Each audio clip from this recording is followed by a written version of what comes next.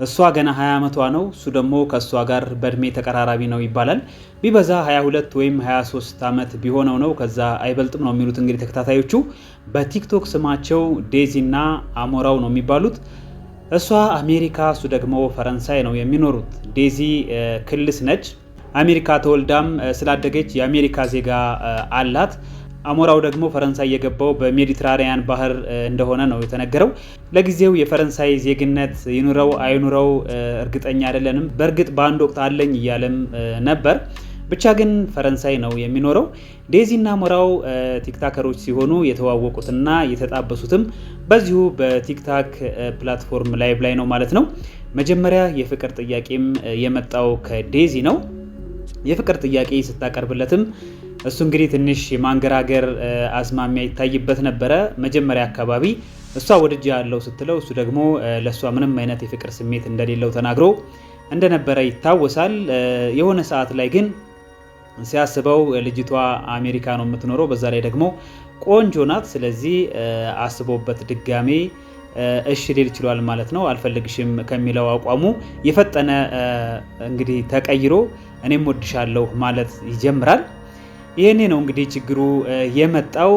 በፊት አልፈልግሽም ስትላት ቆይተህ አሁን ወድጄሃለሁ ያልካት እሷ አሜሪካ ስለምትኖርና ዜጋ ስለሆነች እሷን ተጠቅመህ አሜሪካን ለመግባት እንደዚሁም ግሪን ካርድ ለማግኘት ብለህ ነው የሚሉት ከሳሾች እንግዲህ ብቅ ብቅ ሊሉ ቻሉ። ከነዚህ ከሳሾች ውስጥ ደግሞ አንዷ የልጅቷ የዴዚ እናት ናት። የዴዚ እናት ይህ ሰውዬ ልጄን የፈለጋት አሜሪካ ለመግባት ነው ብላ እንግዲህ በሰፊው ስታማረር ተመልክተናታል። በጣም ብዙ ሰዎችን ያሳተፈ በቲክታክ ላይ እነ ዮኒ ማኛን ጭምር በዚሁ ጉዳይ ላይ እንግዲህ ችሎት ሰብስቦ ለቀናት ያህል ልጅቷንና እናትየዋን ሲያወያይ እንደነበረ እናስታውሳለን። ብዙ ሰዎችም ወደ ብሔር ወስደውት እንግዲህ ሲጨቃጨቁበት ሲከራከሩበትም ቆይተዋል ማለት ነው። እናትየው በአቋሟ እንደጸናች ነው ያለችው። እንግዲህ አሁንም ድረስ ነው የሚባለው ልጅቷ ከዚህ ልጅ ጋር መሆን የለባትም ብላ ማለት ነው። ዴዚም እንግዲህ በአቋሟ ጸንታ ነው ከአሞራው የሚነጥለኝ ሞት ብቻ ነው በማለት ከሱ ጋር አብራ ለመሆን የወሰነችው ማለት ነው። እንግዲህ የብሔር ጉዳይም በእነዚህ ልጆች መሀል ገብቶ ነበረ። ዴዚ አባቷ ሙሉ ለሙሉ ነጭ ቢሆንም እናቷ የአማራ ተወላጅ ነች ነው የተባለው። በቲክታክ ስሙ አሞራው ተብሎ የሚጠራ ወይንም አሌክስ ደግሞ ትግራዋይ እንደሆነ ይታወቃል። እንግዲህ የዚህን የብሔር ጉዳይ ሲያቀነቅኑ የነበሩ ከሱም ወገን ያሉ ሰዎች ቢኖሩም የብሔር ፖለቲካ እነዚህ ልጆች ሊነጥላቸው አልቻለም ማለት ነው።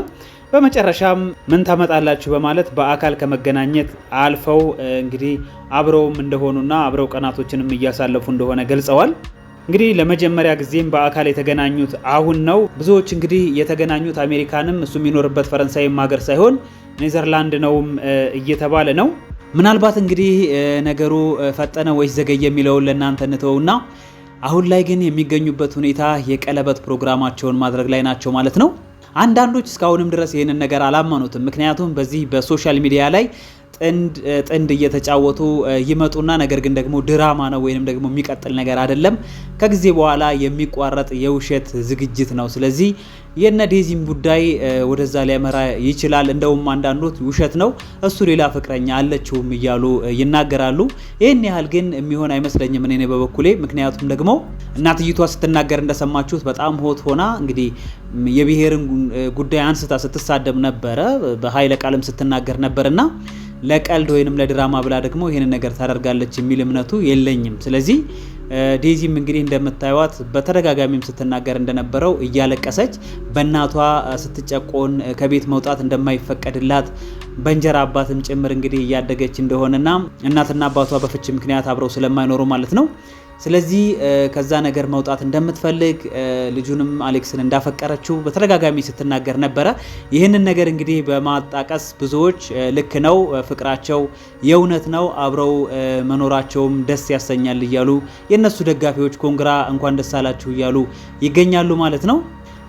እንግዲህ በዚህ በተለይ በዩቲዩብ ላይ የተለመደ ነገር አለ። ሁለት ጥንዶች በመምሰል ብዙ ጊዜ ለረጅም ጊዜ አብረው ታሪክን እየፈጠሩ ድራማ የሚመስል ነገር ወደ እውነት የቀረበ ነገር ደግሞ ሲሰሩ ተመልክተናልና ብዙዎች እንግዲህ በዚህም ትልቅ የሆነ ገንዘብ ያገኙበታል። እውነት ነው ሐሰት ነው ብለውም ነገሩን አይናገሩም። ሌላም ፍቅረኛ እንዳላቸውም አይናገሩም።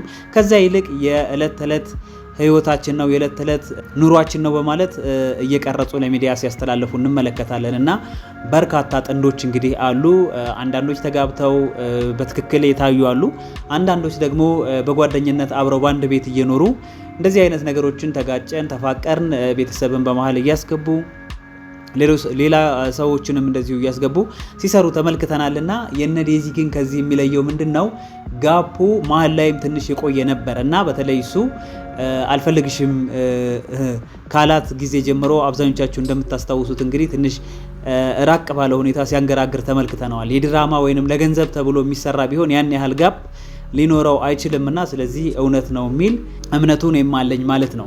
ከዛ ይልቅ እንግዲህ ስለ እድሜ ጉዳይ ይነሳልና ምናልባት ቀደም ሲል እንዳልኳችሁ እሱም ገና ባያዎቹ መጀመሪያ አካባቢ ነውና ለትዳር በተለይ በሰው ሀገር እንግዲህ ለመኖር ብቁ ናቸው ወይ፣ አብረው ለመኖር የእድሜያቸው ገደብ ምን ያህል መሆንስ አለበት የሚለው ብዙ ጊዜ በዚህ በኮሜንት ላይ በተለይ እነሱ በለቀቁት ቪዲዮ ስር ተመልክቻለሁና ልክ ነው እንግዲህ ትዳር በጣም ጥንቃቄን የሚፈልግ በቀላሉ ዝም ብሎ ሊገቡበት የማይገባ ተቋም ነው። ምክንያቱም በአፍላ ፍቅር ወይንም ደግሞ በአንድ ሰሞን አጀባ እንግዲህ ከተገባበት የሚያስከፍለው መስዋዕትነት ከፍተኛ ነው ሊሆን የሚችለው። ስለዚህ በዚህ ረገድ እንግዲህ ሁለቱም ወደ መንፈሳዊ ህይወት ወይንም ወደ መንፈሳዊ አባት ቀርበው በደንብ ሊረዱት የሚገባው ስለ ትዳር ይኖራል ብለን እናምናለን። እንግዲህ ሁለቱም አይ ቲንክ በሃይማኖት አንድ ናቸው። ሁለቱም ኦርቶዶክስ ይመስሉኛል እና ስለዚህ ወደ ቤተ ክርስቲያን ቀርበው ይህንን ነገር አብረው እንዲዘልቁ አብረው እስከ መጨረሻው ድረስ እንዲሆኑ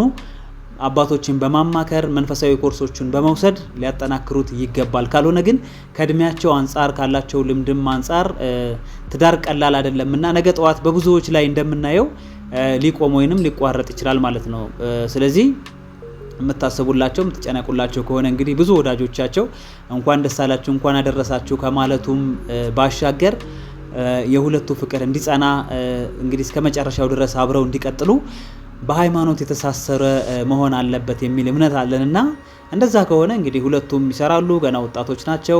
ኢኮኖሚካሊ ወደፊትም ችግር ይገጥማቸዋል ብለን አናስብም። በዚህ በሶሻል ሚዲያ ላይ ትልቅ ገንዘብ እንደሚገኝበት እናውቃለንና ስለዚህ ዋናው ትልቁ ነገር የነሱ መግባባትና በሞራል ወይንም ደግሞ በስነ ልቦና በሳል ጠንካራ መሆናቸው ነው የሚፈለገው። ያንን ደግሞ ከምንም በላይ ከዓለማዊውም መንገድ በተጨማሪ እንግዲህ መንፈሳዊነት በጣም በጣም ትልቅ የሆነ ቦታ አለውና በዛ ረገድ ሁለቱም ግንኙነታቸውን ቢያሰምሩ መልካም ይሆናል የሚል እምነት አለን። እንግዲህ የትክክል የእውነተኛ ከሆነ ፍቅራቸው ማለት ነው።